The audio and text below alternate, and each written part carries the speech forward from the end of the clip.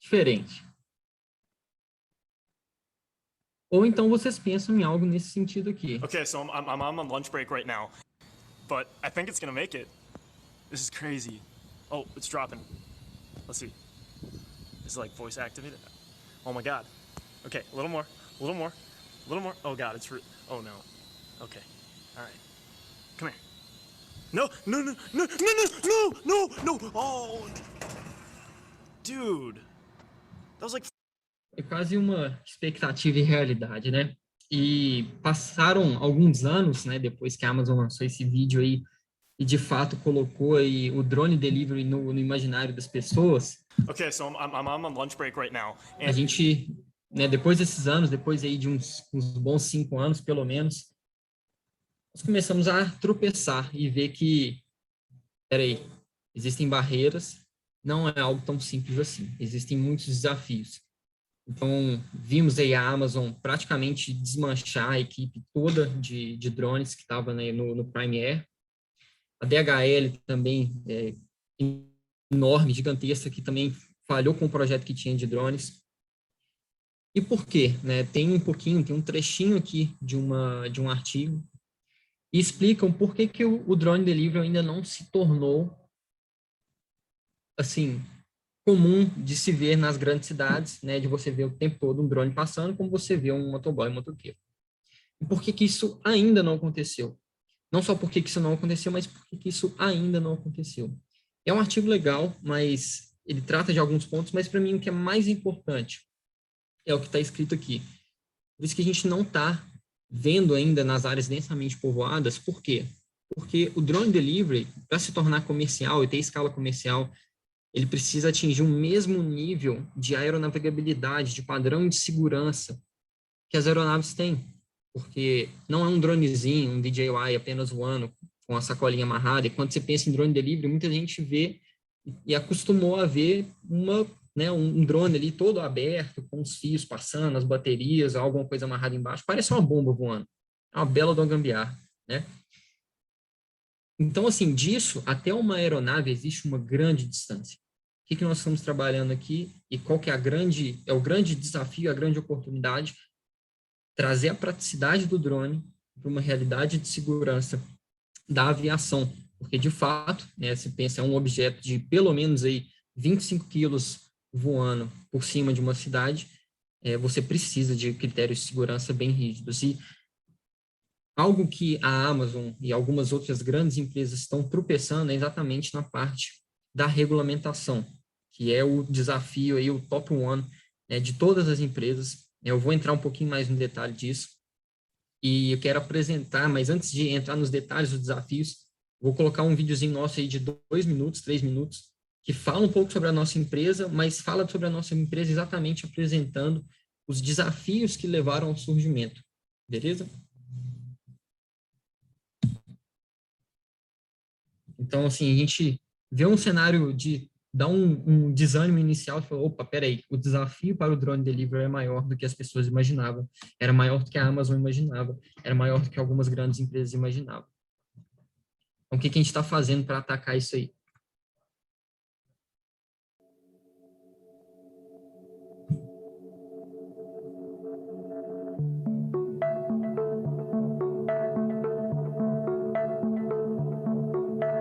Olhando para o Brasil, né, para o cenário brasileiro, a gente tem a nossa indústria aeronáutica muito bem respeitada e a gente também tem muita necessidade, né? Então, a logística no Brasil, a gente sabe que tem seus percalços, não é a melhor logística do mundo. A gente acredita que as empresas sofrem muito, tem uma dor, né? Se você vê toda grande empresa que precisa de qualquer atividade logística, ela vai ter uma dor ali que é latente. A gente imagina que, né, drones, você fazer uma logística pela via aérea, você vai conseguir ali, pelo menos aliviar um pouco dessa dor, trazer soluções diferentes e, assim, o benefício para a sociedade vai ser meio que natural. A Speedbird, ela conta com os melhores profissionais do mercado, são formados nas melhores instituições do país. Nós somos formados por engenheiros aeronáuticos, engenheiros mecânicos, engenheiros elétricos, desenvolvedores de software, desenvolvedores de hardwares, inclusive também pilotos que complementam a nossa operação.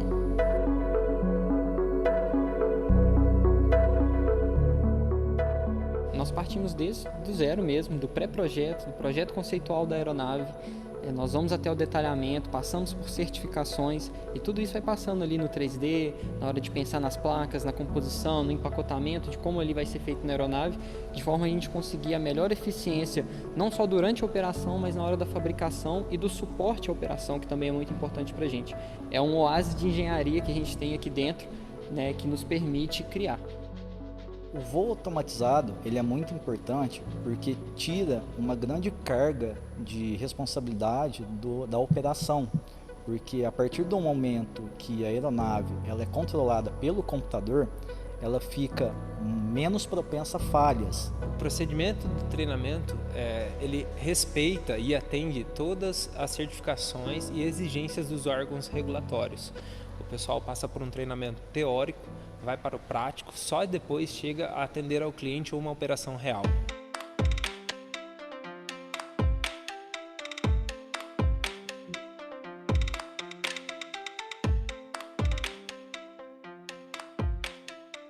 Eu tive a oportunidade, o privilégio de conhecer empresas de drone e de logística aérea não tripulada do mundo inteiro.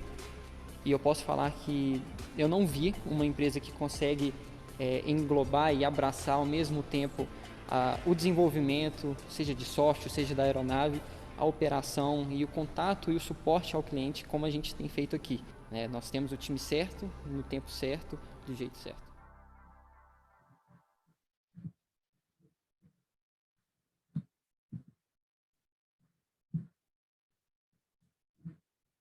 Bom, pessoal, nesse vídeo, me falem depois também no chat se deu para ouvir, né, o áudio certinho, se ficou claro. Nesse vídeo, Samuel, que é o nosso fundador, ele fala um pouquinho... Opa, show, valeu, Caroline. Samuel falou um pouquinho sobre o desafio. Contando a história de uma forma bem breve da trajetória, nós temos nossos dois fundadores, o Samuel Solomão e o Manuel Coelho, dois brasileiros, mas isso começou lá nos Estados Unidos. Por quê? Os dois trabalhavam com telemedicina, quando telemedicina não estava na moda igual estava na época de pandemia, pela necessidade. Então, alguns anos atrás, eles já trabalhavam com telemedicina, eles já viam a necessidade, né, de uma consulta à distância, principalmente em regiões remotas do planeta, em alguns países com a logística mais complicada. É comum a gente ver algumas companhias de drone avançando aí no cenário, por exemplo, de África, que realmente tem um problema logístico grande. O Brasil tem vários problemas logísticos, né? Vocês conhecem muito bem. Mas quando eles, né, estavam trabalhando com telemedicina, o Samuel, que é um entusiasta aí da tecnologia, é daqueles caras que assim, fã de Star Wars, de carteirinha, gosta de tecnologia, ficar fuçando as coisas, né? Daqueles caras que têm uma impressora 3D em casa, ficar fazendo os bonequinhos, tá? Ele vai ficar bravo que eu tô zoando ele com isso depois. Mas ele gostava muito de drone, tinha como hobby mesmo. E ele começou a ligar os pontos e ver que, em muitas situações, não bastava você ter o acesso a uma consulta, a informação. Você precisa do acesso ao remédio, de fato. Você precisa do acesso à entrega, aquele pacotinho que, às vezes, não chega por conta de um problema logístico, né? E ele começou a brincar, lá acho que em Phoenix, na época que eles estavam, e ele começou a explorar a possibilidade, e lá ele decidiu que ele fundaria uma empresa, ele começaria. Então, acho que ele viu que assim, a vida dele estava muito de boa, ele pensou, vou abrir uma empresa de drone e vou me atrapalhar todo aqui, vou dificultar minha vida. Então, quando ele decidiu isso, ele decidiu, né, junto com o Manuel entrou, eles trabalhavam junto na telemedicina, o Manuel entrou junto para eles abrirem, de fato, e fundarem a empresa, e eles escolheram fundar no Brasil. Por quê? Vários pontos que são interessantes. Um deles, porque o problema no Brasil ele é latente. Como assim? O problema logístico brasileiro ele é muito claro. Ele é muito claro, né? Eu não sei quem aí já teve a oportunidade de visitar outros países, principalmente aí, seja Estados Unidos, seja Europa, existem, claro, os problemas logísticos, mas no Brasil ele é muito latente. É um país em desenvolvimento, é um país de dimensões continentais e que não necessariamente conseguimos, né, levar da melhor forma do ponto A ao B, especialmente nas grandes cidades brasileiras que não têm um bom metrô, fora São Paulo, que é uma exceção, mas você pensa aí em cidades como Curitiba, Belo Horizonte, Fortaleza, Florianópolis, cidades grandes, Manaus, que não tem um sistema de transporte público de qualidade, né, e acaba que a gente tem trânsito pra caramba, né, temos uma enorme dificuldade de conseguir, às vezes, transitar as coisas e as pessoas, né, no ambiente urbano. Então, o primeiro motivo é porque o Brasil, né, tem esse problema latente. Então, olha esse dado aqui de 2018. Em 2018 foram 366 mortes motociclistas somente na cidade de São Paulo, é um por dia, só na cidade de São Paulo, e esse dado está desatualizado. A última pesquisa que a gente fez, em 2020, estava batendo 4 mortes por dia na Grande São Paulo. Claro, com o aumento com o avanço da pandemia e o aumento aí do delivery, né, principalmente empresas como iFood, Rappi, um tanto de coisa assim, muito mais motoqueiro na rua, muito mais motoboy, consequentemente, muito mais acidente. E isso é uma coisa que é difícil colocar, muito difícil colocar no cálculo aí de mercado, né? Quanto que vale isso? Qual que é o custo disso, né? Fora o problema logístico de áreas rurais, você pensa em Amazônia também, acesso é extremamente complicado. Então, o Brasil, né, como base, já tem esse problema latente. Um outro problema, que é o regulatório, é o seguinte: nos Estados Unidos, por exemplo, você tem um problema que qualquer, né, aeronave voando, o drone, tudo, você tem uma série de barreiras de regulamentação que você tem no Brasil também. Mas no Brasil, elas já estão avançando num ritmo mais acelerado do que nos Estados Unidos. E por que é interessante pensar nisso em relação ao Brasil? Por que o Brasil se tornou um lugar interessante, apesar de todos os problemas que a gente conhece, né, no Brasil, pensando em imposto, supply chain, né, enfim, todo o problema que a gente já conhece, já está cansado de saber. A gente tem até mania de pensar, no Brasil não vai dar certo, não tem como dar certo, nada vai dar certo, vocês estão loucos, vocês abriram uma empresa de drone, de software, de hardware, de operação ao mesmo tempo, vocês estão faltando parafuso. Tudo bem, a gente está faltando parafuso mesmo, mas por que a gente crê que vai dar certo? Porque nós temos um modelo de negócio, e isso é importante, nós temos um modelo de negócio, e nós temos esse ponto que é a regulamentação brasileira ser robusta o suficiente para a gente poder escalar, né, no globo e pensando em outros países. Por quê? Nós temos 3 grandes agências de aviação no mundo, as top 3.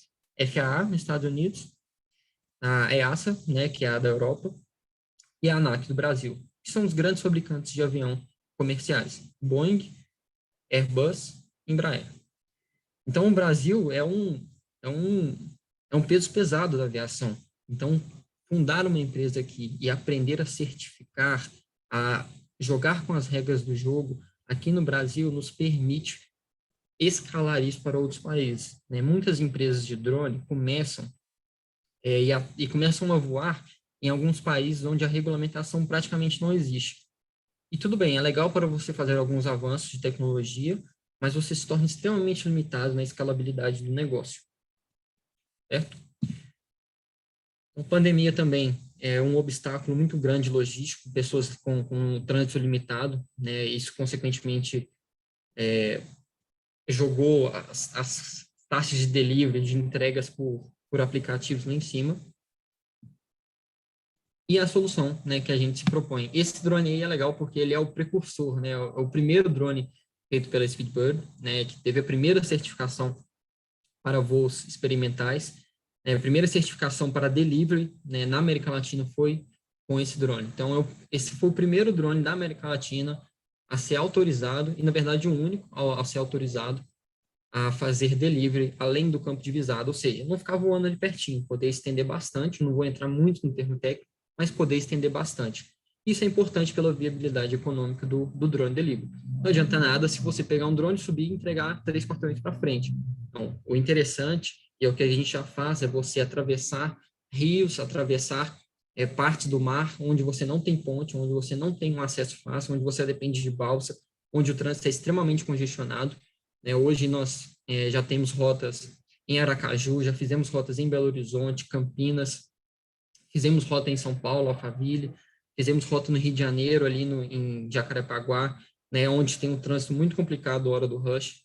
Então, nós estamos já resolvendo problemas, né? Nós passamos aí da fase já de marketing, né, de apenas fazer bonito para inglês ver, e todas as empresas que apenas faziam bonito bateram de frente com o muro da realidade, né, que é o que a gente viu ali, como a Amazon, por exemplo, e outras empresas.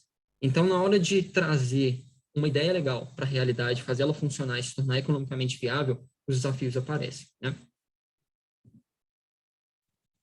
Trabalhamos, assim, num escopo de operações, né? Com drones para áreas urbanas, que é o que eu vou abordar um pouco mais, drones de carga pesada e até conectando cidades, que são drones que voam como um avião e atingem velocidades maiores ou um alcance maior também. Aqui, nós trabalhamos não só com a aeronave em si, muita gente confunde, acha que a gente vende drone ou faz outra coisa, né? Nós entregamos o serviço completo, né? Nós desenvolvemos nosso próprio software, desenvolvemos, projetamos e construímos aqui, inclusive, estou aqui perto das mesas, inclusive, onde a gente constrói os nossos próprios drones, e nós realizamos a operação. Nós também realizamos a operação e fazemos aí a certificação das nossas próprias aeronaves, tá? Estamos falando aí de um mercado que está a ponto de explodir de crescimento, que está com alguns gargalos exatamente daquilo que eu comentei sobre a dificuldade de regulamentação, né, que é o maior dos desafios. Basicamente, qual que é a grande dificuldade da regulamentação? Provar para as grandes agências que os drones são seguros o suficiente para sobrevoar sobre cidades, sobrevoar sobre pessoas, né, de forma automatizada, né, que é o que a gente já faz, mas que a gente poder provar, fazer isso em larga escala, inclusive em áreas densamente povoadas. Densamente povoadas, eu quero dizer assim, centro de São Paulo, hora do rush, voando em cima, né, de trânsito. E isso, claro, necessita de uma segurança, de critérios de segurança bem robustos, e a ANAC e outras agências estão corretíssimas em garantir que isso seja feito, né, de uma forma bem responsável. Seria um desastre para esse mercado, o drone começar a cair em cima das pessoas, em cima dos carros, isso mataria completamente o modal.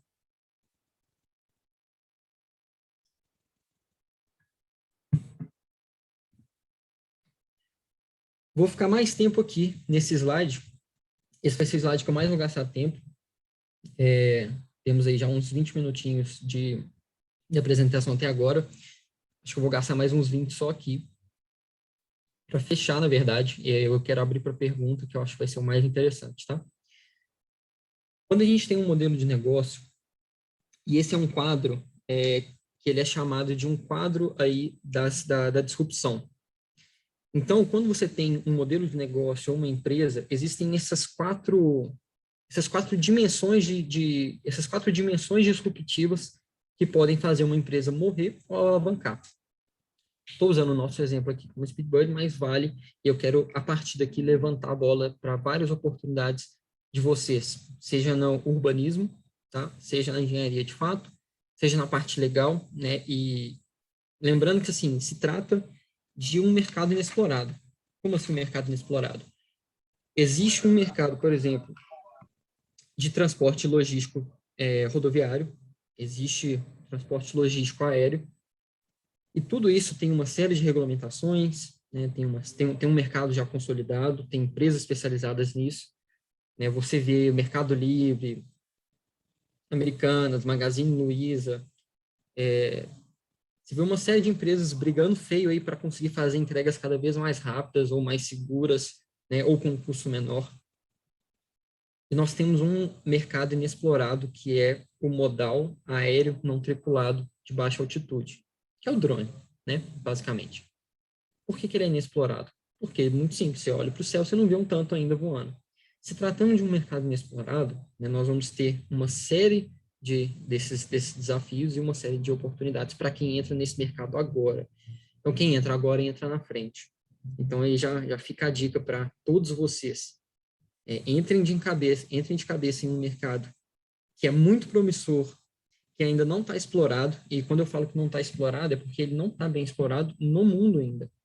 Não existe ainda no mundo uma empresa que faz milhares e milhares de entregas por dia em ambientes urbanos. Isso não existe ainda, exatamente porque no mundo todo praticamente vai enfrentar o mesmo principal barreira, né, no momento, é uma barreira momentânea. Essa barreira caindo daqui a um tempo, né, esse mercado explode, né, os profissionais vão ser extremamente valorizados nisso aí, tá? Nessas quatro dimensões aí de disrupção, né, essas quatro dimensões disruptivas. A primeira é a competição, então empresas competindo. E se a gente vai pensar em empresas competindo nesse mercado, existem algumas, mas cada uma oferecendo um serviço de uma maneira diferente. A gente pensa aí em customer behavior, pensando em como que as pessoas lidam com novas tecnologias. Hoje em dia já é um mundo já digital, onde é comum uma pessoa abrir um aplicativo e pedir alguma coisa e algo chegar e entregar para ela, algo ou alguém. Então, esse comportamento do cliente, né, do usuário, já transformado, já tornou muito mais aceitável e muito mais normal no imaginário das pessoas uma máquina, um drone, um carrinho autônomo, chegar e entregar para ela alguma coisa. Não é algo mais futurista, é algo que já cabe na cabeça das pessoas, certo? Novas tecnologias. Então, novas tecnologias de comunicação, novas tecnologias de materiais. Eu separei aqui alguns exemplos do que pode ser explorado. E a regulamentação, que normalmente vai muito de acordo com cada país, mas nesse caso dos drones, aquilo que é feito nessas 3 grandes agências, elas são replicadas mundo afora em larga escala, na maioria das situações, tá? Um exemplo aí de inovações tecnológicas que são desafios e são oportunidades. Vou dar um exemplo bem técnico de engenharia, não vou delongar muito para ninguém morrer de tédio, para quem não gosta dessa área. Os drones que nós trabalhamos, nós fazemos muitos deles, em boa parte, a gente faz de fibra de carbono. Trabalhar com fibra de carbono não é simples, é caro, é difícil, o processo às vezes é lento, né? Envolve uma série de fatores, processo, mão de obra especializada. E o que é interessante? A gente está, aos poucos, retirando algumas peças mais difíceis de fabricar, peças de metal, que envolve retirada de metal, peças caras, e cada vez mais avançando em impressão 3D. Então, qual que é o desafio? Tornar a construção, a manufatura dos drones, diminuir o custo de produção e o tempo de produção, né, para conseguir tornar economicamente mais viável esse modal. Qual que é a oportunidade? Pessoas que estão ali estudando e trabalhando com novos materiais, com novas formas de manufatura, com impressão 3D. Então, esse é um exemplo.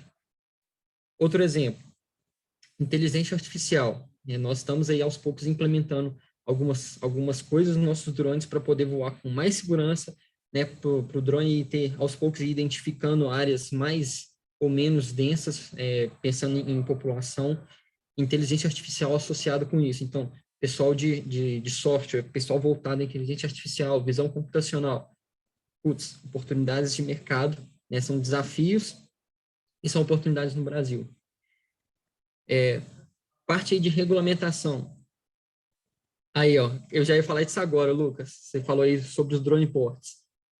Muito legal. Eu vou voltar até aqui. Lucas perguntou, não sei se vocês estão vendo no chat. Cara, eu ia falar disso exatamente agora. Nessa primeira aqui, eu coloquei um drone port. Essa é uma van drone port. Dentro dessa van da Mercedes aqui, a gente tem uma parceria com a Mercedes. Dentro da van, tem uma estação de comando, de controle. Eu não sei se vocês chegaram a ver, a Mercedes compartilhou isso pra caramba. Mas aqui dentro tem, cara, assim, tem uns LEDs, assim, um negócio meio futurista. Mas tem umas plataformas de drones, tem 2 computadores, assim, telas grandes. É um centro de controle mesmo de operação. Nossos drones, ninguém tem controle remoto ali controlando um drone, o voo é todo automatizado, tá? Mas existe ali um operador que monitora a segurança da operação. Então, dentro ali tem um centro de controle e na parte de cima, que vocês estão vendo aqui, tem um drone port, né? Onde o drone pode pousar e decolar. Olha a pergunta do Lucas aqui. Vi que os drones pousam em drone ports. Esses locais ficam em pontos específicos da cidade? É possível construir ou disponibilizar drone port para as casas? Sim, é possível. Hoje nós já trabalhamos com um padrão de drone port, né? Então, hoje a gente tem um padrão lá que a ANAC, né, deu a aprovação, falou, ó, você precisa de um raio tal de segurança, vamos colocar isso, vamos colocar uma rede ali de segurança e tal ao redor. Então, esse é o drone port embrião.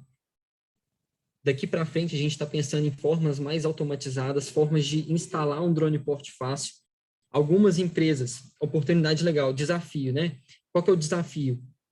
Padronizar os drone ports, torná-los assim fáceis para que não seja num ponto específico da cidade, você tem que dar a volta na cidade para chegar até um drone port, não resolver o problema.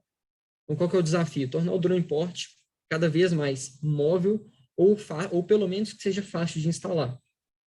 Então, assim, é um desafio e é uma oportunidade. que era o que eu trabalhava, inclusive, antes lá em Portugal. Lá em Portugal, a gente trabalhava com um conceito de containers, né? Então, um container era um drone porte. A ideia do container era exatamente porque é uma estrutura, né, comercial já, fácil, você compra um container, faz a adaptação nele, coloca ele em cima do caminhão, instala ele em algum lugar, pronto, o drone porte está ali. Então, quanto mais rápido foi esse mercado e mais fácil, menos pesado, você não precisa construir um aeroporto, um mini aeroporto, mas você tem ali um drone porte, né, com controle de acesso, algo que garanta a segurança, resolve o problema. Empresas de engenharia civil e de arquitetura já nos procuraram para isso, para perguntar qual que era o padrão, né, como é que eles poderiam fazer. Às vezes eles vêm com algumas ideias, a gente fala, opa, isso aqui não é legal, não funciona, não tem como. Às vezes a gente vê algo, né, que, opa, isso aqui faz sentido, podemos ajudar, podemos dar aí uma certa consultoria de como que funciona. Então, assim, já existem prédios colocando drone porte, né? Coloca o drone porte lá em cima. Isso é muito legal. Daqui a um tempo, eu vejo sim que vai ser um mercado. Então, é uma possibilidade, né?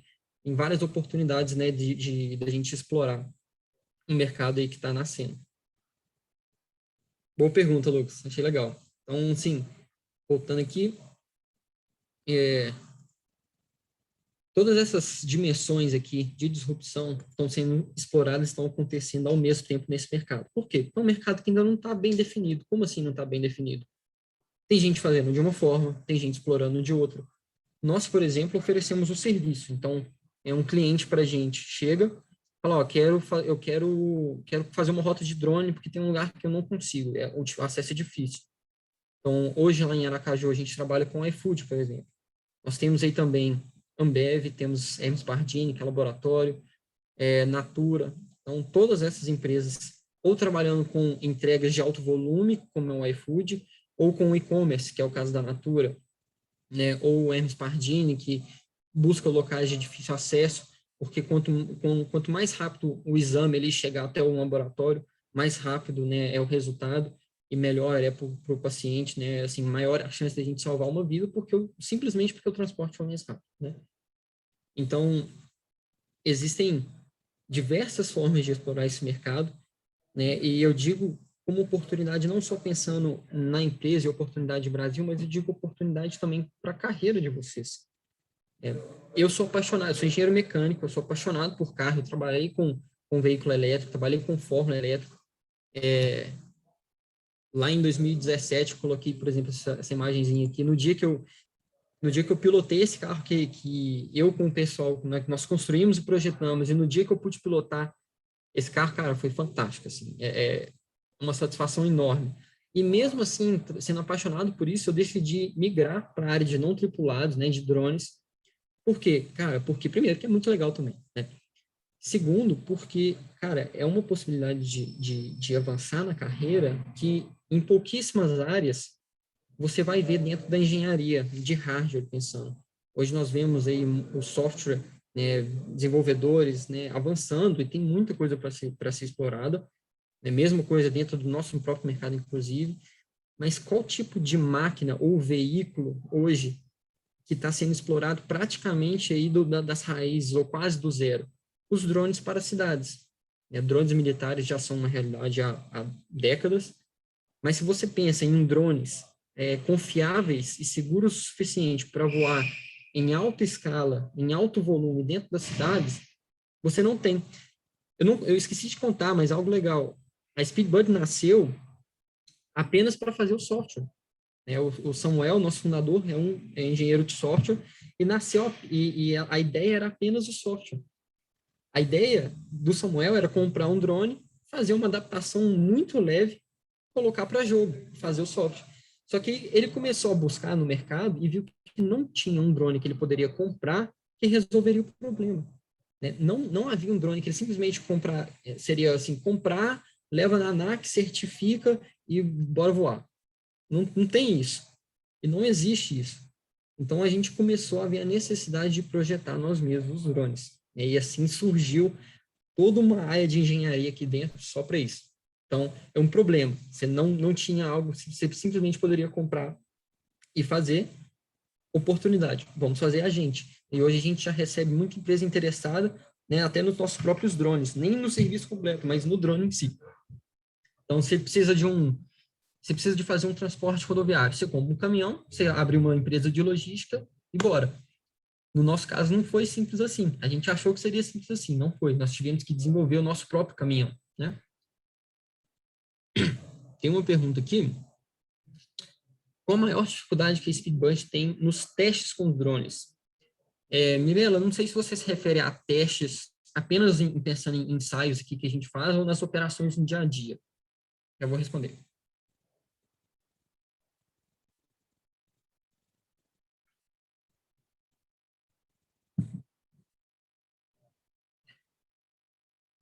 Vou pensar nos ensaios. Maior dificuldade nos ensaios. Eu não diria que há uma dificuldade latente assim nos ensaios, até porque, por exemplo, nós estamos aqui em Franca, e foi até uma decisão da gente não, né, da empresa não ser fundada numa cidade como São Paulo. Hoje a gente pega a nossa van, pega o drone, daqui 5, 10 minutos a gente está no campo de teste, é pertinho. Não há uma dificuldade latente, mas tem uma coisa interessante, e hoje a gente fala, a questão para o drone ser economicamente viável em escala, não é o drone ser 10% mais eficiente, ou a bateria ser um pouquinho melhor, ou as hélices terem, né, uma leve otimização. Isso é uma coisa importante. Engenheiro tem mania de otimizar o que não precisava nem existir. Guardem isso. Engenheiro tem mania de otimizar o que não precisava nem existir. Valorizem o tempo de vocês. Hoje, quando a gente lançou aquela van Drone Port, nós precisávamos de 1 hora, né? Chegando no campo, a gente chegava no campo de teste, a gente precisava de 1 hora para montar as tendas, montar tudo e começar a voar. Com a van, isso caiu para 20 minutos. Pensa 100 operações acontecendo simultaneamente. Você diminui aí 40 minutos no início e 40 minutos no final do dia. Já tem 1 hora e 20 por dia de operação.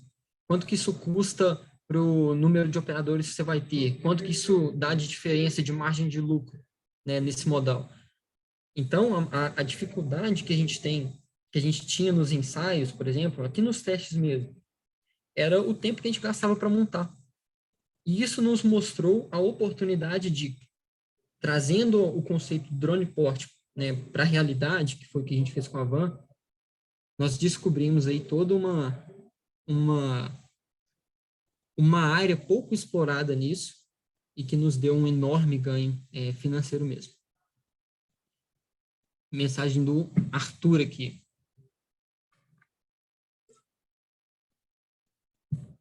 Mauro, eu sou piloto de drone há alguns anos, estou terminando o curso de engenharia de computação e gostaria muito de seguir na área de drones. Qual dica você pode me dar para entrar na área e seguir carreira? Arthur, já está no caminho, cara. Você já tem uma noção boa como piloto de drone, né, há alguns anos, isso é muito legal. Hoje, por exemplo, tem uma coisa legal da nossa empresa aqui. A pessoa que é o head aí das operações de campo é um piloto comercial e instrutor de aviação mesmo. E trabalhou muitos anos com isso. E ele veio para a área de não tripulados, né? E ele trouxe toda aquele know-how e toda aquela seriedade. Então, se vocês verem hoje nossa operação, cara, é altíssimo nível. O pessoal todo de colete, falando no rádio com os protocolos, tudo certinho. É extremamente profissional a operação. Isso transmite para o cliente e até para as autoridades uma noção de segurança muito legal. Uma dica para te dar para entrar na área e seguir carreira. Cara, estuda bem o Autopilot, que é plataforma assim, que boa parte das empresas vão utilizar daqui para frente, né? Estuda, né, um pouquinho dos controles de voo, se possível, apesar de que isso não é algo trivial, não é algo simples, tá? Agora, dica muito boa para te dar, tu manda currículo para a gente, tá? Que a gente tá aí também na ativa, avançando, contratando gente, nossa empresa está crescendo bastante. Fica ligado, né, nas notícias, tem algumas empresas aí no mundo já fazendo diferença. Pensa em Volocopter, pensa em Lilium, Drone Canadá, Wingcopter, tem algumas empresas legais fazendo já um barulho legal no mundo, fica ligado nelas, tá? E eu recomendo demais, cara, você seguir carreira. Temos algumas pessoas aqui que vieram da Embraer, né, que trabalharam na Embraer, estão trabalhando com a gente hoje. porque vem, né, no não tripulado, na aviação não tripulada, a oportunidade de crescer na carreira muito mais rápido do que na aviação tradicional. Simplesmente porque é um mercado que tem que ser necessariamente mais ágil, né? Então fica aí essa dica.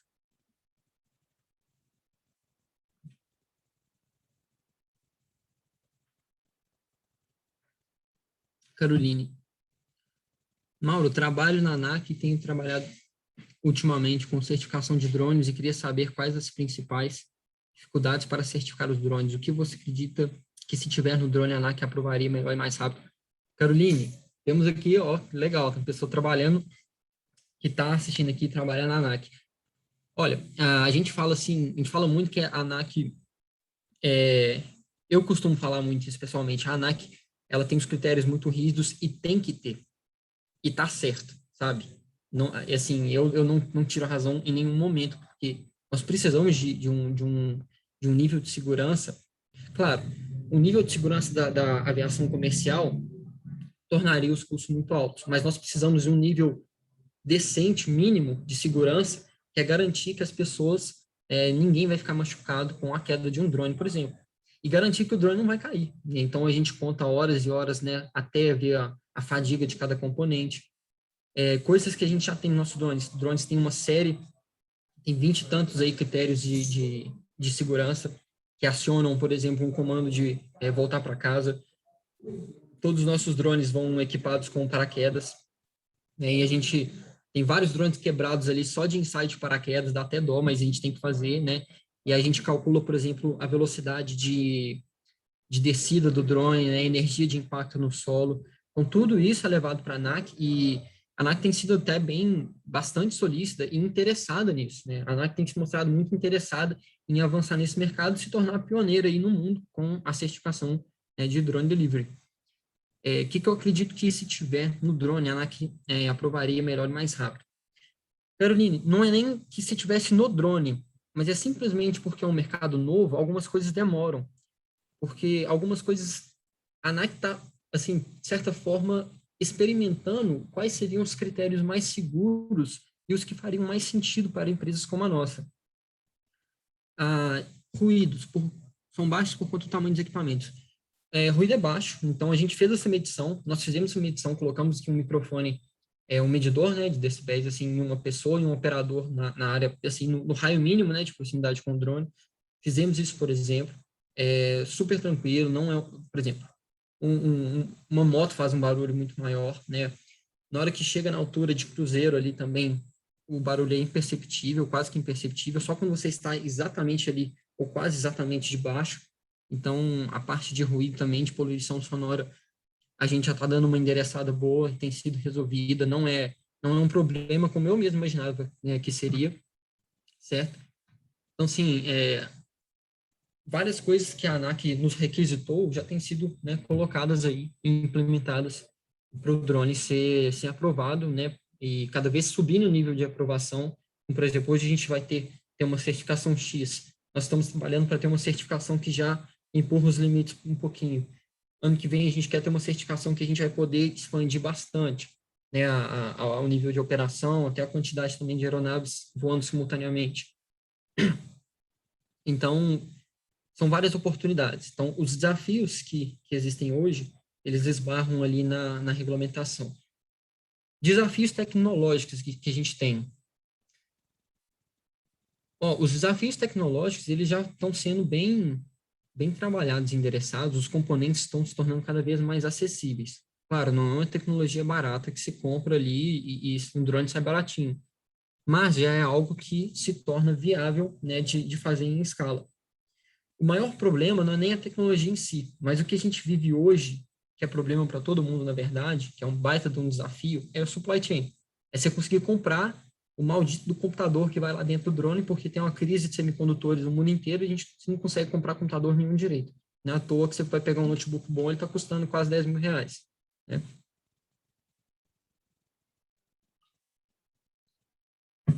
Então, isso é um baita de um desafio que nos deu a oportunidade de explorar outras opções de computadores ou explorar formas mais simples de, às vezes, reduzir Completou agora. De tentar reduzir a quantidade de computadores lá dentro do drone, né, os números de embarcados, enfim, desafios e oportunidades, né, pessoal? Que mais? Mais dúvida também?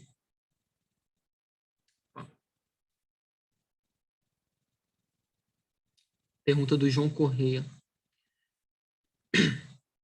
Trabalho em uma empresa de tecnologia que presta serviço de dispersão de materiais biológicos via drones em lavouras, usinas, pequenos agricultores. Atualmente, um dos nossos maiores desafios é a questão do desempenho e controle das aeronaves. Como vocês da Speedbot seguiram na rotina de testes para garantir a segurança e a estabilidade do drone? Poderia dar alguma dica dessa área? João, dica dessa área. Você precisa ter uma arquitetura de sistema ali, de embarcados robusto o suficiente, e outra, muitas horas de voo e muita análise de dados. Não tem muito mistério. Aqui a gente não fica tentando reinventar muito a roda. A gente acredita muito no você precisa falha rápido, que você descobre rápido o problema e resolve, né? Então a gente voa muito, pega o drone, vai para o campo e voa. Horas e horas e horas. Questão ali de muitas horas por dia, todos os dias voando drone. Então, a gente conseguiu angariar milhares de horas de voo, né, milhares de horas com os nossos drones voando, e a gente consegue tirar muito dado disso. Qualquer tipo de anomalia na estabilidade, no controle do drone, a gente abre os logs, vamos analisando ali os logs, e aí é uma parte de engenharia que eu, particularmente, aí gosto bastante, de pegar, investigar, ver o comportamento, ver os controles ali do giroscópio do drone, ver o que pode causar, né? Vou até contar um caso legal. Nós tivemos aí recentemente num teste de paraquedas que foi um acionamento de paraquedas que aconteceu que a gente não esperava, não sabia o que tinha acontecido. Durante um teste, né? Durante um ensaio aqui mesmo no nosso headquarters aqui. E a gente foi ver, estava tão quente no dia, e aqui é uma cidade de altitude, mais de 1.100 metros aí de altitude, aqui em Franca, estava batendo 42 graus no campo de teste, estava insanamente quente. E nós vimos que todos os 3 barômetros ali que vão dentro do drone, de diversos computadores, todos os barômetros, eles deram um pico ao mesmo tempo. Então, a gente viu que aconteceu alguma anomalia meteorológica. E nós vimos que o que aconteceu foi que aconteceu um fenômeno chamado bolha meteorológica que entrou ali exatamente passou ali pelo drone e foi tão intensa que o drone entendeu pela diferença do barômetro que ele estava caindo. Ele estava em free fall, que é um dos critérios, né, de um dos computadores ali que vão ali dentro. Quando que a gente ia ver isso, uma operação voando o drone uma vez a cada 3 dias? Nunca. A gente não ia ver isso nunca. A gente não ia acertar esse fenômeno nunca. A gente fala assim, nossa, que azar, conseguimos acertar. Mas, na verdade, que sorte que a gente tem voado tanto e tantas horas, nós conseguimos pegar um fenômeno raro e ver que isso poderia ser uma brecha de segurança. Beleza, resolvemos, endereçamos ali, mudamos algumas coisas de parâmetros, problema resolvido. Né? Então, não tem muito mistério, não. Voar bastante e analisar qualquer anomalia que você tiver. Tem muito fórum aí na internet que o pessoal fuça, pesquisa junto, né, qualquer tipo de anomalia. Então, mais uma vez, é um mercado inexplorado. Então, a comunidade de exploradores, ela está unida e a gente tem que tirar oportunidade disso. No primórdio aí da nossa empresa, quando o Samuel, fundador da empresa sozinho, o que ele fazia muito? Conversava muito com gente de drone do mundo inteiro para entender o que estava rolando nos drones, se ele estava com algum comportamento estranho, ele ia atrás da informação. Né? Então, testar bastante e estudar bem, né, os logs ali. Pega o log, lê ele de trás para frente, vê a leitura de todos os sensores até se descobrir que tipo de comportamento está fora da linha aí. Beleza?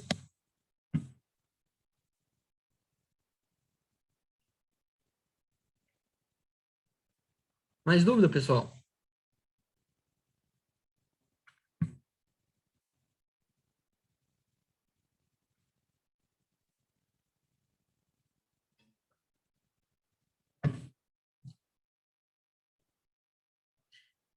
Do Daniel. Sou desenvolvedor na área de logística. Amei a empolgação e a ideia da empresa. Realmente essa área é interessantíssima, que quando for tudo mais plug and play, essa área vai voar literalmente. Daniel, já está voando. Agora, tem algumas tecnologias chaves que vão alavancar isso aí. A primeira delas é o 5G ou internet via satélite, né? Isso aí já vai alavancar, né? Nós vamos ter, hoje a gente trabalha no limite do 4G. Tem algumas situações, né, que é um pouco chato trabalhar com 4G, porque nem sempre ele pega bem, né? Então, 5G já joga, opa, nossa possibilidade mais lá para cima. Né? Se hoje nós temos computadores ali embarcados e nós temos uma dificuldade de supply chain por conta, né, dos semicondutores, igual eu falei, qual que é a oportunidade?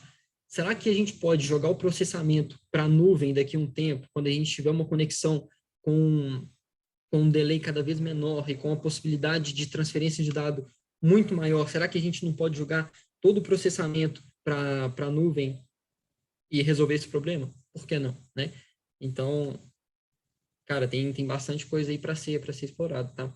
Então, aí vai de telecomunicações, o avanço nas telecomunicações impactam diretamente na gente, né? Avanço também na robustez de alguns componentes impactam diretamente na gente também. O que mais, pessoal? Mais alguma?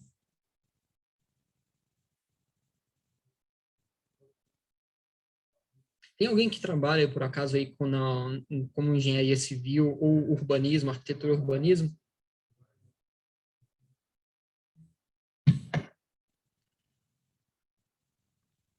Mais pergunta do Daniel. Teve mais uma aqui. 5G vai revolucionar muito a área de logística. Você crê que será possível entregas com drones na área rural? Daniel, em áreas rurais onde a gente tem um acesso à internet, a gente já faz.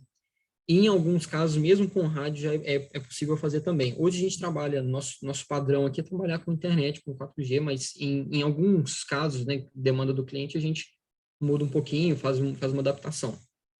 Mas creio sim, e mais que isso, né, nas áreas urbanas também e semi-urbanas. O que vai demorar nesse mercado? Vai demorar o drone chegar na sua janela, e você pode ficar tranquilo que isso aí vai demorar a acontecer. A ideia é complementar a logística trabalhando de um ponto a outro, de um hub. No iFood, por exemplo, a gente trabalhava levando de um hub até um outro. Então, a gente pegava ali da praça de alimentação e levava até um hub do iFood, onde dali ele era distribuído o último quilômetro ali de entrega, né? A última milha. Deixa eu ver. Trabalho na ANAC e acompanhei... Ah, tá, legal. Trabalho na ANAC e acompanhei os testes com o iFood em Campinas. Legal, agora Mirella, o pessoal da ANAC está para ir agora lá em Aracaju para acompanhar nossos voos também. Mensagem do Lucas. Vi que é necessário enviar o pacote até uma das instalações da Speedbump. Qual é o desafio que impede um drone vir buscar encomenda na casa do cliente? Lucas, é isso que eu falei agora. Vários desafios. Primeiro, a sua casa não tem infraestrutura necessária para garantir a segurança, né? Então, por exemplo, o que garante que o drone vai pousar e um cachorro vai correndo atrás dele? Uma criança, entendeu? Temos algumas coisas já assim, sendo instaladas no drone para fazer totalmente uma leitura 360 para qualquer coisa que chegar perto, né, o drone reagir bem, enfim, se proteger e proteger a pessoa. Mas um desafio é esse. A falta de infraestrutura na sua casa, por exemplo, ou na casa de algum lugar. Desafio 2, em algumas áreas suburbanas, você tem um quintal para descer um drone. A maioria das pessoas não vai ter isso. Né? Pessoas que moram na cidade, como é que vai chegar ali numa rua? Pensa no Brasil, onde quase em todas as ruas a fiação está toda passando ali por cima. Você tem árvore, você tem muita gente, você tem um risco de roubo do drone. Né? Então, assim, você tem, claro, hoje a gente trabalha com um observador no local da entrega, um observador nosso. É uma pessoa que só monitora. Mas num futuro próximo a gente não pode ter essa pessoa exatamente para diminuir o custo da operação, jogar a viabilidade de mercado lá em cima. Então, o desafio, Lucas, vai aí na parte de infraestrutura, vai na parte de regulamentação da ANAC, assim, permitir chegar perto, regulamentação em relação à privacidade, né? O drone, ele tem câmeras até por consciência situacional do piloto, do operador monitorar se está tudo ok ao redor. Então, você esbarra na parte de privacidade. Existe uma série de questões legais, então até para quem é do direito, advogados, existe uma infinidade de coisa para ser explorada nesse mercado também. Beleza? Então tem alguns desafios sim, Lucas.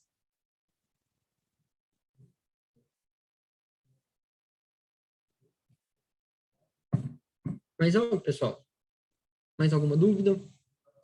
Pensando também se deixei de falar algo importante, interessante. Uma coisa legal. O Brasil tem sido pioneiro nisso, tá? Assim, a ANAC tem sido pioneira nisso. O drone delivery num país, né, como o nosso, que tem um controle de espaço aéreo robusto, está avançando bem, né, na parte de drones e na parte agora de delivery, principalmente com a Speedbird. Então, em poucas coisas no Brasil, nós vamos ter a oportunidade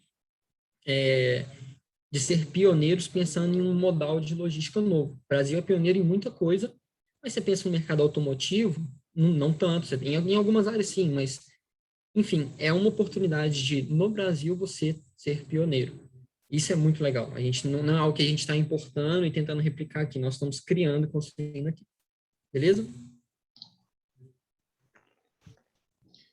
Mauro, muito interessante aí a palestra que você passou aí para nós, né?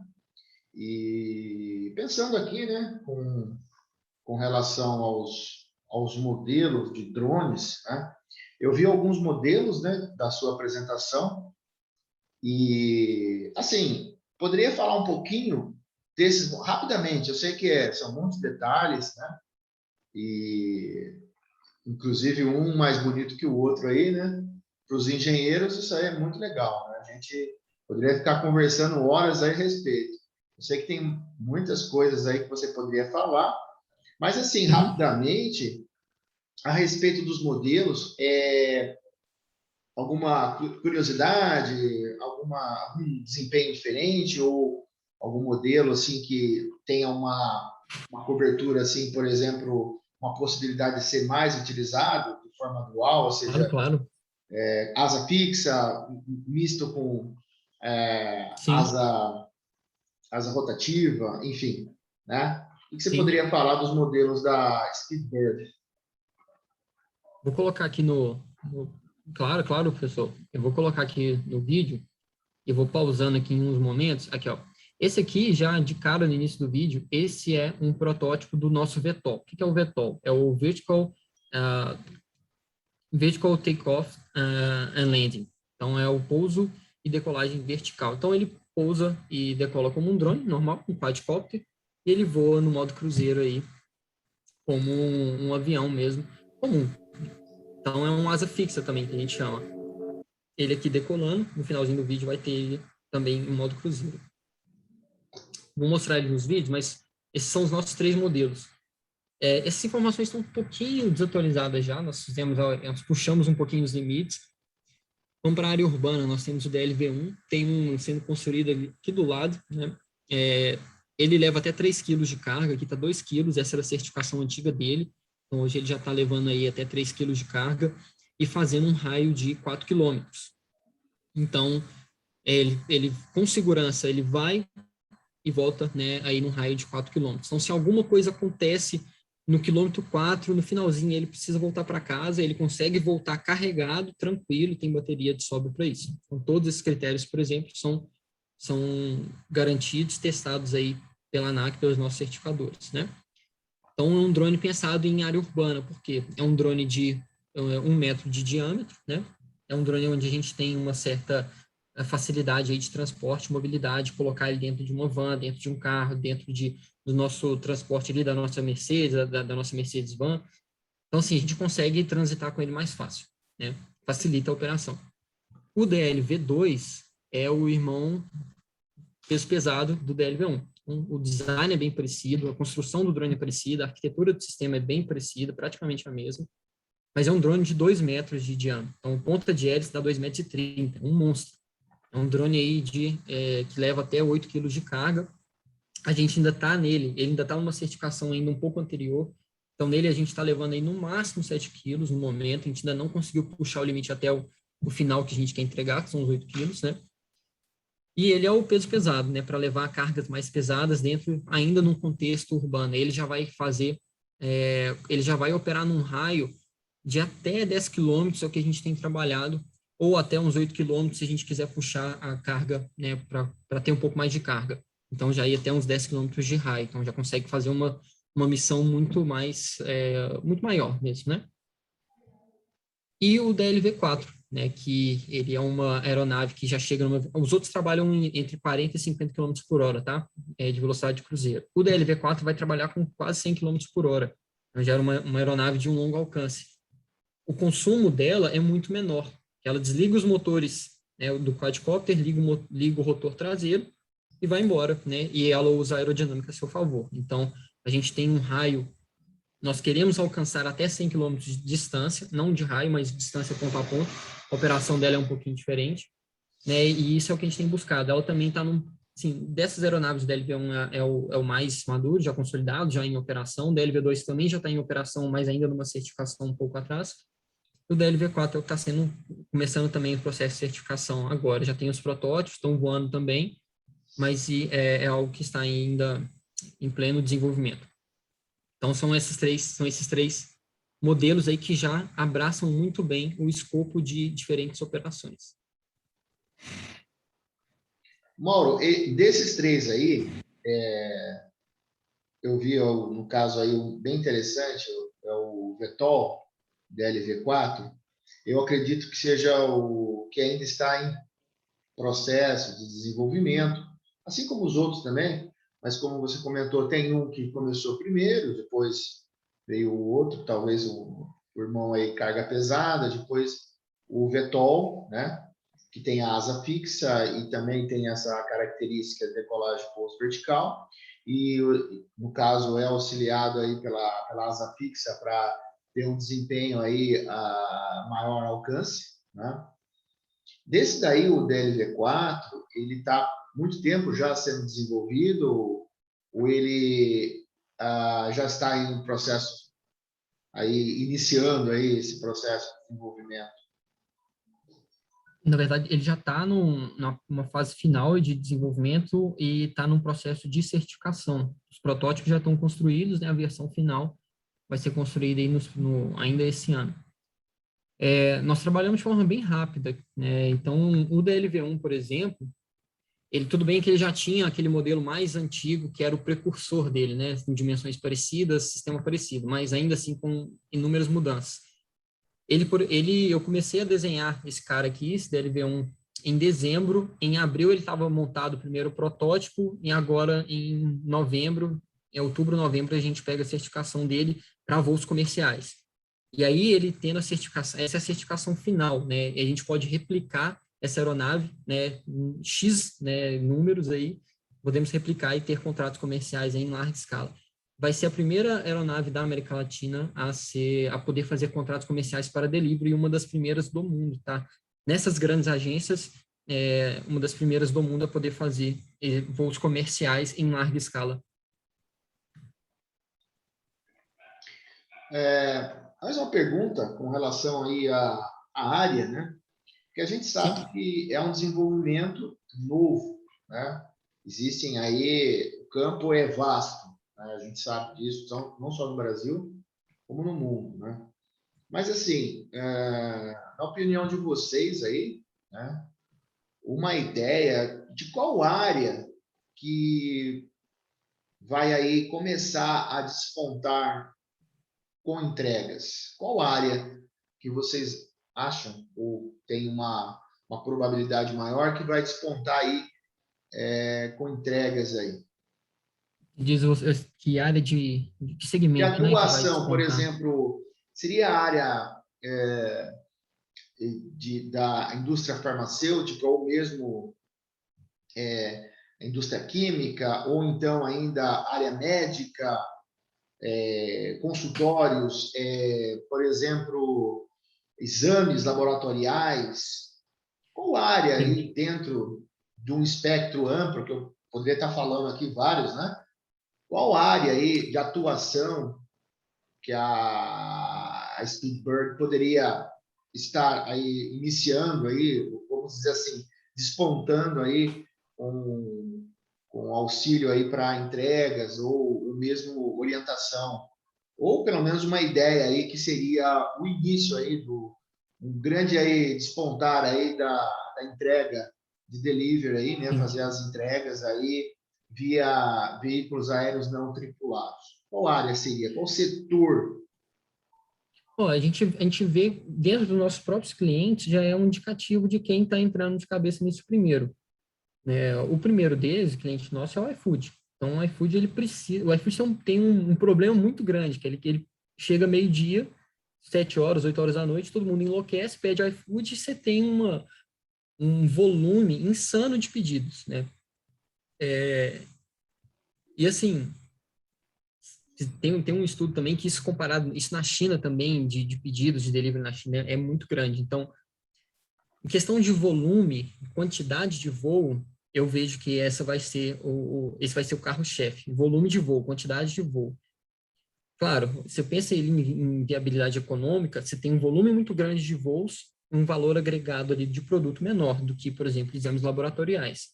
Então, e o outro cliente nosso, que é o Hermes Pardini, que é um laboratório muito grande aí, sede de Belo Horizonte, né, mas já tem no país inteiro, você vai ter, assim, um volume menor de voos, mas você vai ter um valor agregado ali dentro altíssimo também, né? Então, eu vejo que esses vão ser os dois carros-chefes, assim, quem tem muito volume e quem tem uma necessidade ali muito latente que envolve salvar a vida das pessoas, né? Conseguir um resultado de um exame mais rápido, conseguir um acesso a quem precisa. Então, vejo como esses dois segmentos aí estão, de fato, encabeçando, que é o que já está acontecendo aí dentro dos nossos clientes. A Ambev também está vindo muito forte, porque, né, enfim, tem várias frentes de atuação lá dentro.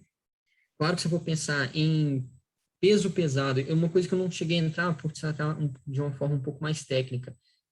Por que vocês não fazem um drone que leva 100 quilos? Não, podemos fazer um drone que leva 100 quilos. Agora, qual que é a questão dele? Ele já vai entrar numa outra categoria onde a certificação vai levar anos e anos, né? A que a gente tem hoje já tem todo um processo. A ANAC, ela precisa controlar isso bem. Um drone que vai levar 100 quilos, o nível de risco, ele vai lá em cima. Um drone mais pesado, o risco é maior, evidentemente. Então, o processo de certificação dele também seria mais longo. Então, tem essa questão também. Ficou claro? Entendi. Não? Ficou muito bem explicado aí. Tem uma dúvida aqui. Wagner, alguma restrição e necessidade desse mercado quanto a normas de ERM e estudo de impacto ambiental? Wagner, pergunta interessante. Não esbarramos ainda em grandes questões de impacto ambiental, tá? Eu acho que a gente vai começar a esbarrar nisso na instalação de infraestrutura de drone porte, vai ser maior do que o impacto ambiental do drone voando em si. Eu acho que isso vai nos fazer bater nessa barreira de uma forma mais intensa. A infraestrutura eu acho que vai pesar mais, tá? Opinião, aí é achismo total. Mas a gente tem entrado em alguns aspectos. O que mais pega para a gente em relação a normas é a questão de segurança mesmo, né? De garantir que ninguém chega perto, né? Com o drone, com os rotores girando, enfim. Esse é o ponto de maior atenção das autoridades hoje.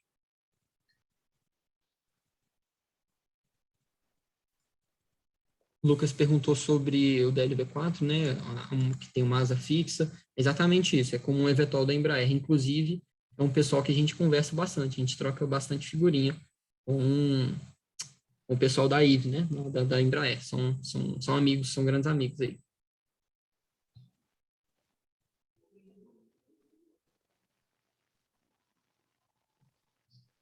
Mais alguma? Pessoal, mais alguma pergunta?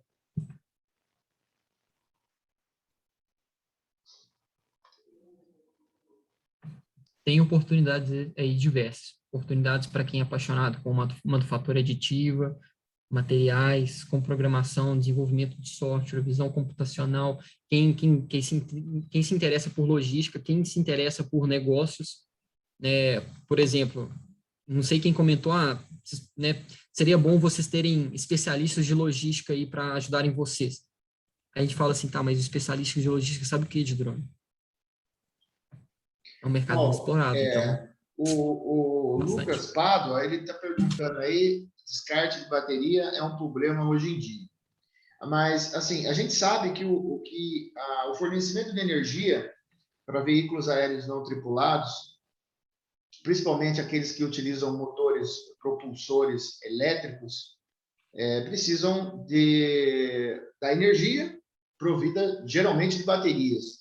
E ou até auxiliados por painéis solares, né? É um problema, assim, ele está perguntando basicamente sobre o descarte, mas envolvendo aí, é um problema que vocês estão vendo solução, assim, para a questão de autonomia, ou vocês têm um recarregador rápido nas vans para que possam, ou então trocar essas baterias, ou recarregar rapidamente para uma próxima missão, vamos supor. Excelente abordagem. Eu vou até expandir sua pergunta, Lucas. Vou mostrar aqui. Hoje, por exemplo, na operação, nós temos vários packs de baterias para o drone. Então, o drone pousa, a gente faz o swap muito rápido, tanto do drone, coloca o pacote novo, né? Nossa operação, o drone leva um pacote, solta o pacote sozinho lá na hora que ele pousa no ponto de entrega, volta, retorna. O drone retornou, o operador ali, ele faz o swap da bateria e já coloca um novo pacote para entrega. Isso é feito assim muito rápido, o drone nem desliga, a gente não tem que desligar, dá só o reboot da bateria mesmo, né? Mas o sistema permanece, o sistema lá do nosso software de controle permanece online. A gente trabalhou bastante para tornar a operação muito mais eficiente, para a gente conseguir fazer 6 voos, por exemplo, 6 entregas por hora. Isso foi muito legal lá em Campinas, que pelo fato do iFood ter um valor agregado ali dentro menor, você vai ter ali R$300 no máximo dentro de uma caixinha do iFood, pensando em iFood, isso nos obrigou a conseguir fazer vários voos por hora para se tornar economicamente interessante para eles.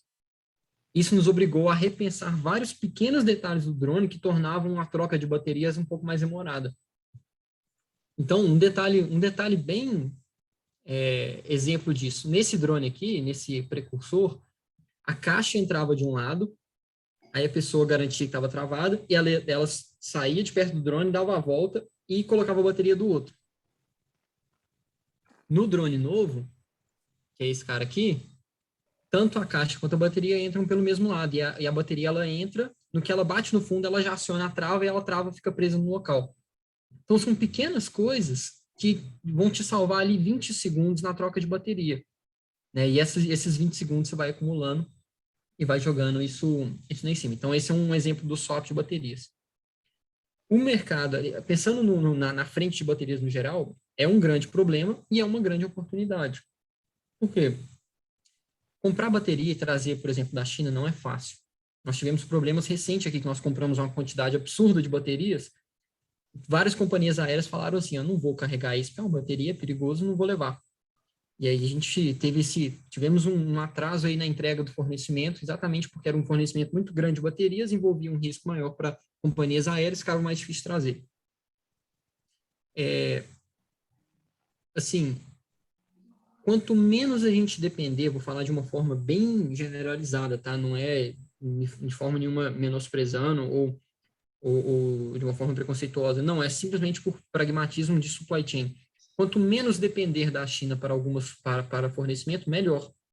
Certo? Porque qualquer crise que eles passarem lá, ou problema de fornecimento, nos afetaria totalmente aqui. Então, a gente busca sempre internalizar alguns processos. E essa é uma frente que a gente quer, aos poucos, ir dominando cada vez mais. Mais bateria. A gente já tem uma empresa agora parceira nossa aqui no Brasil, para a gente cada vez mais importando menos e desenvolvendo aqui dentro do Brasil. Descarte, Lucas, é sim um problema. A gente fica aí na expectativa de baterias, né, melhores, cada vez melhores, e com a tecnologia cada vez mais simplificada e prática também, né? Isso é um ponto que conta muito a favor desse mercado, né? É uma tecnologia que depende das baterias, só que os veículos elétricos também dependem das baterias. E várias outras coisas, scooters elétricas, tal, dependem das baterias. Isso faz com que as baterias estejam avançando cada vez mais, né? E quanto mais baterias avançam, mais o nosso campo de missão aí se torna amplo. Então, isso nos afeta diretamente, nos abre mais possibilidade e acelera o nosso desenvolvimento. Ô Mauro, com relação às baterias, esse parceiro de vocês, eles vão fabricar aqui as baterias para vocês? Aqui no Brasil? Ô, professor, parte vai ser fabricado no Brasil, parte importada, não está claro ainda eu não sou a pessoa que está mais à frente desse desenvolvimento das baterias, mas a ideia é sim, internalizando aos poucos. Ou, por exemplo, compra as células, monta os packs, né? Faz a montagem dos packs aqui no Brasil, de forma a Parcialmente, ter né? cada vez mais customizado aqui, porque aí fica mais fácil, né? A gente consegue ter um conhecimento mais amplo e fazer a montagem final dos packs aqui. É bem importante, né? Porque aí você vai ficar menos dependente. Eu Sim, trabalhei um bom tempo na área de defesa e a gente sabe as dificuldades que tem quando a gente está voltando aí para a área de defesa. São, às vezes, tecnologias sensíveis, não deixa de ser também a do drone ou veículos aéreos não tripulados. Então, esses detalhes acabam realmente sendo um calcanhar de Aquiles de qualquer um, não só sim. da empresa nacional, mas a empresa de outros países, né? Então é bem interessante aí que vocês tenham aí um parceiro aí para começar a viabilizar essas baterias, né? Esses Uhum. acumuladores aí no Brasil, assim disponibilizar para vocês e para quem também quiser, né? Nós temos aí mais, acho que ó, uma pergunta, né? Ah, tem a do E Daniel aqui. Pode falar, desculpa, professor, te não, cortei. a do Daniel. Ele fala da energia solar e a gente sabe que propulsão elétrica, de certa forma, está atrelada à energia solar, pelo menos um pensamento de tecnologias, né, agregadas. Uhum. E o que vocês podem falar sobre isso? Vocês pensaram nisso? Tem o drone lá de Marte, né? Então, é um exemplo aí, Sim, um outro planeta, né? Mas, assim, o que vocês pensam a respeito em ter alguma coisa na própria van para ajudar a recarga, enfim. sim. É tangível sim, Daniel, não no funcionamento do drone em si, porque o drone é uma maquininha boa de gastar energia, né? A forma do drone voar é extremamente prática, versátil, mas ela não é eficiente. Um drone multicóptero, assim, ele gasta muita energia para se manter no ar, né? Um asa fixa, claro, já é muito mais eficiente. É tangível pensar em associar isso sim, né? Quando você está pensando ali em infraestrutura. Eu vou colocar um drone porte numa área de difícil acesso, onde eu vou puxar energia, às vezes eu não vou ter, né? E com a energia solar eu posso ter um banco de baterias ali, local, e ter um drone porte para áreas remotas, e aí sim ele vai precisar, né, de uma fonte de energia, a solar se torna uma excelente opção. Então, sem dúvida, é algo que está no nosso radar, que a gente está sempre pensando em formas de implementar, né? É tangível, sim. E nossos drones, pensando na nossa aplicação, nossos drones são como caminhões mesmo. Então, o caminhão, ele gasta bastante combustível porque ele está levando muito peso. Né? Claro, ele quer ser o mais eficiente possível, mas ele quer levar maior quantidade, maior volume também, que é mesma coisa para a gente. São drones ali que puxam bastante corrente, porque eles vão estar puxando bastante peso, vão estar no limite ali, perto do limite aí dos motores e das próprias hélices, né? Mais alguma pergunta, pessoal?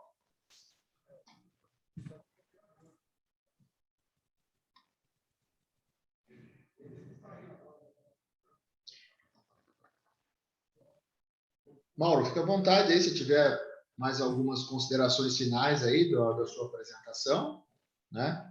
E aí a gente vai aguardando se mais alguém vai querer fazer mais alguma pergunta. Bom, acho que Tá tudo já eu bem consegui abordar um apresentado. pouquinho do que eu queria. Claro, nós podemos conversar por horas aqui de partes diferentes, né? Mas vou deixar para cada um. Pode me contactar aí pelo LinkedIn, procura a gente também no nosso Instagram. Nosso Instagram a gente ainda não deu aquele gasto todo nele, não. Nosso LinkedIn está sempre movimentando bastante, tá? Ô, Mauro, Pode poderia procurar a deixar aí um gente. contato teu aí para Claro, claro. Vou colocar aqui. quem quiser aí fazer uma pergunta assim um pouco mais extensa, ou então trocar Pode algumas me. ideias aí a respeito, né? Ó, vou colocar aqui um pouquinho dos meus contatos, tá? Pode mandar uma mensagem, WhatsApp, Instagram. Vou colocar aqui no Instagram. LinkedIn também, só colocar esse nome lá. Hassan Tanuri vai ser meio difícil de achar hoje, outro, então só colocar lá que vocês vão me achar, beleza? Legal. Podem mandar mensagem, pode mandar mais dúvida, que se quiser perguntar um pouquinho mais da minha trajetória também, é uma aventura interessante, como que eu fui parar em Portugal, voltar no Brasil, tinha ido para a Espanha primeiro, arrumei um estágio lá, depois fui contratado, foi uma loucura, mas é uma história legal também. Quem quiser, quem quer buscar uma oportunidade aí internacional, fora do país, em áreas de tecnologia, eu também tenho uma historinha legal para contar, depois podem me perguntar lá. E quem quiser também mandar currículos para Speedbird, Por favor, fica à vontade, por favor. né? Por favor, estamos aí com... Quem gosta muito dessa área aí, eu acho que boa parte dos participantes aqui, eles têm alguma ligação com a área aeroespacial ou mesmo logística, enfim, né? E foi uma palestra muito interessante. Agradeço você aí, Mauro, pela palestra aí, pelo tempo aí que gastou conosco aí, né? Pessoal, eu que agradeço. E foi muito legal. É uma área muito interessante, é uma área que na Univap, ainda na época que eu era aluno na Univap, eu comecei com os colegas, né? E inclusive esse colega foi embora para Phoenix, né? A gente começou com ideias de drones, só que com asa fixa inicialmente. E depois a gente passou para... a ideia era asa fixa, mas aí depois não deu tempo de dar continuidade, a gente acabou... eu deixei um pouco de lado, porque a minha área é propulsão foguete, e eu acabei ficando com mais propenso aos foguetes aí, mas é uma área que vocês estão atuando muito interessante e que começou. Mas começou assim, foi bem no início, depois como ele foi embora, eu não tive condições de continuar com o desenvolvimento em duas frentes, né? Fazendo foguetes e trabalhando com drone. Então, eu acabei deixando o lado do drone aí, fiquei mais na parte de propulsão foguete, que nós temos até um grupo na Univap. Você está convidado também, quando quiser. O grupo Bravo Aerospace, tá? Do Laboratório de Alta Propulsão da Univap. Quero conhecer demais. Os alunos aí têm o grupo aí na internet, tá? E vocês podem se contactar também, e se precisar de alguma informação de nós com relação à propulsão foguete ou foguete, a gente também está à disposição, viu, Mauro? A gente tem uma equipe que, dentro da equipe nossa de foguetes, também trabalha com eletrônica, então acho que tem aí uma certa proximidade aí contigo, né? Mas muito legal, tá? Foi muito legal aí a palestra.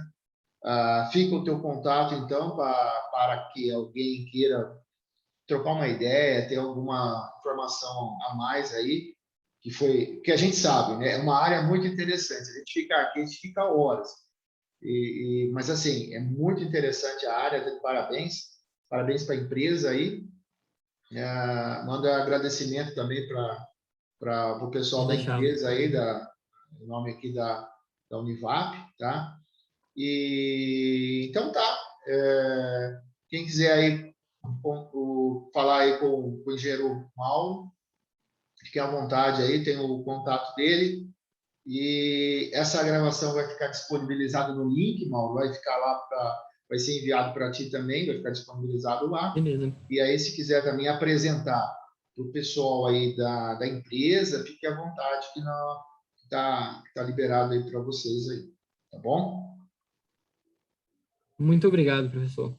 Obrigado, pessoal. Valeu pela presença de todo mundo. Bastante gente aí veio participar, veio assistir. Isso é muito legal ver que esse mercado está ganhando uma notoriedade muito interessante. Eu voltei para o Brasil acreditando que seríamos pioneiros nisso, e de fato estamos sendo, e não só pioneiros, mas consolidando e fazendo virar uma realidade. Obrigado, viu, pessoal? Boa noite para todo mundo. Obrigado a todos aí, boa noite. Boa noite aí, engenheiro Mauro Tanuri. Valeu, obrigado, professor. Boa noite, obrigado.